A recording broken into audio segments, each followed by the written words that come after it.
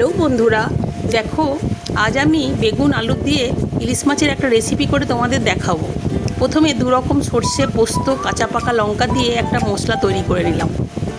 এরপর ইলিশ মাছের মধ্যে হলুদ, নুন আর সরষের তেল মাখিয়ে রেডি করে রাখলাম। কড়াইতে তেল গরম হয়ে গেছে, একে একে মাছগুলো ছেড়ে দিলাম।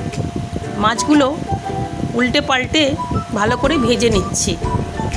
দেখো মাছ ভাজা আমাদের কমপ্লিট। কড়াইয়ের মধ্যে বেগুন দিয়ে দেবো, আগের থেকে হলুদ নুন মাখিয়ে রেখেছিলাম।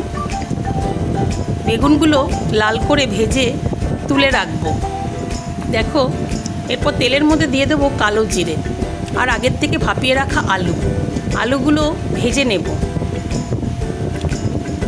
দেখো এরপর দিয়ে দেব পরিমাণ মতো নুন আর হলুদ দিয়ে নুন দিয়ে তারপর দিয়ে দিচ্ছি মশলা। এই মশলাটা আগের থেকে আমরা রেডি করে রেখেছিলাম। এরপর বাটি ধোয়া জলটা দিয়ে দিলাম। ভাজা বেগুনগুলো দিয়ে পরিমাণ মতো জল দিয়ে দিচ্ছি। ঝোল যে যেরকম রাখতে চাও সেরকম পরিমাণে জল দেবে। আর ভেজে রাখা মাছগুলোও আমরা দিয়ে দিলাম। দিয়ে দেব চেরা কাঁচা লঙ্কা কয়েকটা। ঝোল ফুটে আসলেই হয়ে যাচ্ছে আমাদের ইলিশ মাছের ওই টেস্টি রেসিপি। দেখো বন্ধুরা, এরপরে আমরা পরিবেশন করব।